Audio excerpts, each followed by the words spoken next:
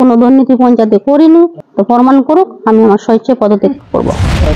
কতগুলা তথ্য দিব ওনার কাছে যে কমলাগায়, সেখানে কমলাগার জলসাটাকে নষ্ট করে তুলে এনে লতিফুর রহমানকে এমন মারল, কিছুদিন পরে তিনি মারা গেলেন।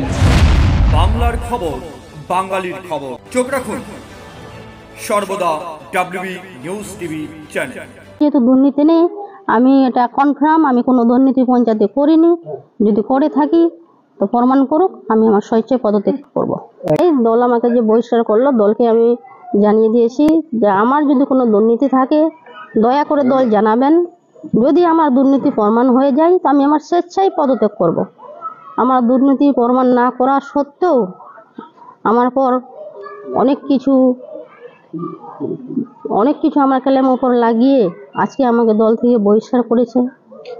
এটা কয়েকটা লোকের ষড়যন্ত্রের এই আমাকে আজকে বহিষ্কার করা হলো। কিন্তু আমি মমতা দিদি, অভিষেক ব্যানার্জির সৈনিক ছিলাম, আছি এবং ভবিষ্যতেও থাকবো। এমএলএর নেতৃত্বে আমি টিএমসির হয়ে কাজ করব। আর আমরা তো যেদিনই যাবো এমএলএর কাছেই ছিলাম। পঞ্চায়েত ভোটের কিছু বিভ্রান্তির জন্য, এদিক থেকে এদিক হওয়ার জন্যই আজকে আমাদের এই ষড়যন্ত্র আমরা শিকার হয়েছি। কিন্তু এমএলএ আমার পাশেই আছে, ওনার নেতৃত্বে আমরা কাজ করব। আর অভিষেক ব্যানার্জি এবং মমতা দিদি সৈনিক হিসাবে আমি কাজ করব। ব্যাপারটা নিয়ে আমি আইনের সাহায্য নিব, যাতে জনগণের অসুবিধা না হয়, জনগণ হেরানি না হয়, এটা নিয়ে আমি আইনি সাহায্য নেব। গ্রাম পঞ্চায়েতের সদস্যরা আমার সঙ্গে থাকতে চায় কি চায় না সেটা সময়ের অপেক্ষা করুন, সেটা সময় বলে দিই। এই ধরনের অভিযোগ থাকলে ব্লক প্রেসিডেন্ট আমাকে কেন বললেন না, বা আমার নামে আজ পর্যন্ত কোনো এফআইআর দায়ের করলেন না, বা যে কোনো পাবলিক বা জনগণ আমাকে কেন বললো না? বললে কি হয়ে গেল দুর্নীতি? না, দুর্নীতি প্রমাণ করতে হবে। কি বলবেন এই যে আপনাকে বহিষ্কার করা হয়েছে? আপনার উনি বহিষ্কার করতে পারে, আমি তো বলে দিলাম আমি মমতা দিদি এবং অভিষেক ব্যানার্জির সৈনিক হয়ে কাজ করেছিলাম, কাজ করছি, ভবিষ্যতেও করব এমএলএর নেতৃত্বে। যদি উনি এতই খারাপ থাকতেন, 15 বছর তো আপনারা সবাই দেখলেন কত শান্তি ছিল সুজালি অঞ্চল। সুজালি অঞ্চলে কোনো লুটপাট হয়নি, ভাঙচুর হয়নি, আগুন হয়নি, সুজালিতে কোনো মার্ডার হয়নি, সুজালিতে এরকম কোনো ঘটনা ঘটেনি। 15 বছর আপনারা দেখলেন কত সুন্দরভাবে পঞ্চায়েতে কাজ চলছিল, উন্নয়নমূলক, কত সুন্দরভাবে মানুষ ঘুমাতে পারতো। কিন্তু এখন মানুষের ঘুম কেড়ে নিয়েছে। প্রমাণ করুক দুর্নীতি। যদি আমার প্রমাণ হয়ে যায় তো আমি তো আমার নিজের স্বেচ্ছায়, আমাকে কাউকে বলতে হবে না, আমি আমার স্বেচ্ছায় পদত্যাগ করবো নিজে গিয়ে। আমার যেহেতু দুর্নীতি নেই, আমি এটা কনফার্ম, আমি কোনো দুর্নীতি পঞ্চায়েতে করিনি। যদি করে থাকি তো প্রমাণ করুক, আমি আমার স্বেচ্ছায় পদত্যাগ করব। আমি তো রিজাইন দিইনি, আমি রিজাইন দিব না। আর সেটা আমি উচ্চ নেতৃত্বের কাছে যাব বা কথাটা আমি পৌঁছাবো যে আমি এরকম কোনো দুর্নীতি করিনি। যদি আমার দুর্নীতি থাকে, বলতে কাকে জানাবেন? হ্যাঁ, সেটা আমি পরে বলবো কার কাছে যাব।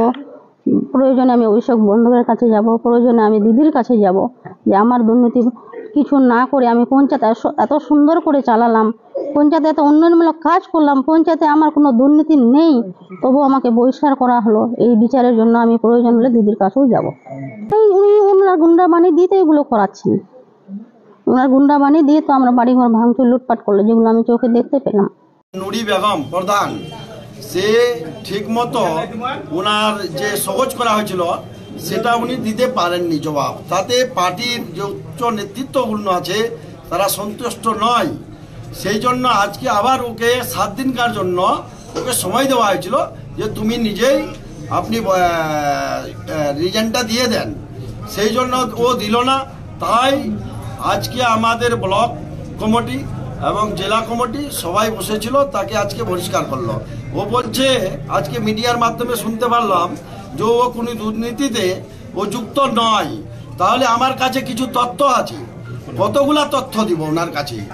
যে ঘর আবাস যোজনা, তারপরে জমি দখল, ওকে ডাকা হয়েছিল মোটামুটি 1 মাস আগে পঞ্চায়েতে, আমরা ডেকেছিলাম, সে কেন আসেনি? ওর হিসাবের জন্য ওকে ডাকা হয়েছিল। সেই জন্য আগে আমাকে ব্লক কমিটি বা আমাদের যে ব্লক সভাপতি উনি বলেছিলেন যে আপনি ওকে পঞ্চায়েতে ডাকেন, ডাকার পর তাকে হিসাবটা আপনি নেন। সে আসেনি, কেন আসেনি সে তো সেই জবাব দিবে না। আজকে বলছে যে সুজালির অঞ্চল প্রেসিডেন্ট তাকে ফাঁসানো যাচ্ছে। আরে তোমাকে যদি ফাঁসাচ্ছে তাহলে তুমি সামনে ফ্রন্টে আসো না। ও বলছে যে আমি করিনি, ভাই ব্লক সভাপতি অঞ্চল সভাপতি আপনার হাজবেন্ড আব্দুল হক, আপনি প্রধান 6 বছর ধরে আপনি প্রধান আছেন, সে আপনি দেখেননি কি করছে আমার স্বামী অঞ্চল সভাপতি? তো জবাব প্রধানই দিবে না। একটাও কোনো প্রচার করলো না। ও যে বলছে আমি টিএমসির সৈনিক, তো একটাও ওকে বারবার বলছি যে আপনি লোকসভা এত বড় একটা দেশের একটা ভোট হলো, একটা উনি প্রচারে দেখা গেল না, না উনাকে দেখা গেছে না ওনার স্বামীকে দেখা গেছে। ওর কাছে একটাও মানুষ নেই। ওর যদি মানুষ থাকে তাহলে দেখাও। ও তো বলছে যে আমি অভিষেক ব্যানার্জির কাছে যাব, আমার নেত্রী মমতা ব্যানার্জির কাছে যাব, তাহলে সে যাক না, সে প্রমাণ করুক। ও আমি তো বলছি এখনো পর্যন্ত সুজালিতে একটা মিটিং ডাকুক, যেখানে ও 200 বা 100 লোক দেখাই দেখ, যেখানে 25,000 ভোটার আছে, সেখানে 1 থেকে 150 মানুষ যদি ও দেখাই দিবে, তাহলে পার্টি সেটা বিচার করবে, সিদ্ধান্ত নিবে আগামী দিনের জন্য। এখন ও জনশূন্য হয়ে পড়ে আছে। আপনারা মিডিয়া ভাইরা গিয়েছিলেন ওনার বাড়িতে, আপনি বাড়িটাকে দেখলেন যে 15 বছর 12 বছর আগে ওর বাড়ি কি ছিল, এখন বর্তমান কি আছে। সে সুজালিকে 100-এর মধ্যে 100%ই লুটেছে, অন্য কোনো কাজ করেনি। জমি দখল করে থেকে, ঘরের লোন থেকে, একটা সাধারণ মৃত্যুর ডেথ সার্টিফিকেটে সে 50,000 টাকা করে খেয়েছে, এতে কোনো সন্দেহ নাই। এই অত্যাচারী অন্যায়কারী প্রধান নুরি বেগমকে দল থেকে বহিষ্কার করা হয়েছে। সমর্থন করছেন কি করছেন না সেটা বিধায়কের ব্যাপার। আমরা সংগঠন দেখি, সংগঠনের দায়িত্ব হচ্ছে জেলা সভাপতি, সংগঠন দেখার দায়িত্ব হচ্ছে ব্লক সভাপতি, সংগঠন দেখার দায়িত্ব হচ্ছে আমাদের অঞ্চল সভাপতি। আমরা সংগঠনের ক্ষেত্রে যেটা আমরা দলগত হিসাবে তদন্ত করে দেখেছি, নুরি বেগম এই 6 বছরে গত 18 ও 2018 সালে প্রধানশিপে বসেছিলেন এবং পুনরায় 2023-এ বসেছিলেন। কারণটা উনার এই 6 বছরে আমরা ওনার ভূমি অভিযোগ গ্রামগঞ্জে মানুষের কাছ থেকে আমরা পেয়েছি। সেটা প্রত্যেকটি গ্রামে আমরা সর্ব করে কি অভিযোগ পেয়েছিলেন, যেমন অনেক ঘর বাড়ি পর্যন্ত জ্বালিয়েছে। উনি বলছেন অশান্তি হয়নি। গমিরগঞ্জ ঝাড়বাড়ি যাকে বলে, বক্সি নামে একজন জৈনুদ্দিন বক্সি, তার ঘর বাড়ি পর্যন্ত জ্বালিয়েছিল। আপনি জানেন আমাদের গুরু যাকে বলে পীর বাবা, তসিফ রাজার জলসা হচ্ছিল কমলাগাঁয়, সেখানে কমলাগাঁর জলসাটাকে নষ্ট করে তুলে এনে লতিফুল রহমানকে এমন মারলো, কিছুদিন পরে তিনি মারা গেলেন। উনি জানে না আজকে পোষা মার্ডার টিকরামগঞ্জে তার জন্য হয়েছে। গলি মোহাম্মদ আজকে এখানকার আমাদের বন্যাবাড়ি, তিনি তাকে খাপড় দিয়ে তার লোকজনগুলো মেরেছে। এই কথাগুলো যদি বলতে যাই অনেক লাগবে। অনেক অত্যাচার করেছে, অনেকের বাড়ি ঘর জ্বলেছে। জয়নাল আবেদিন ফারাজ, সুজালির হাজিমোড়ের বাড়ি, তার বাড়ি পর্যন্ত গাড়ি বাড়ি সব জ্বালিয়ে দিল। এগুলো অত্যাচার করেনি? তাকে বলেন তো কার অত্যাচার করেনি? একজন ছাত্র স্কুলে কলেজে পরীক্ষা দিতে যাচ্ছিল, তার হাত কেটে নেওয়া হলো। জয়নাল আবেদিনের পা কেটে দেওয়া হলো, তিস্তায় গুলি মারা হলো। আর তার ছেলে তিস্তার জমি কেটে সমস্ত বিক্রি করে দিল। তিস্তা আজকে ভেঙে যাচ্ছে, দলটা কে কোথায় যাবে? কে এই তো জবাব নেবে? আমরা সমস্ত তদন্ত তার করে দলগতভাবে তার সিদ্ধান্ত নিয়েছি বহিষ্কার করার। দল তার বহিষ্কার করেছে।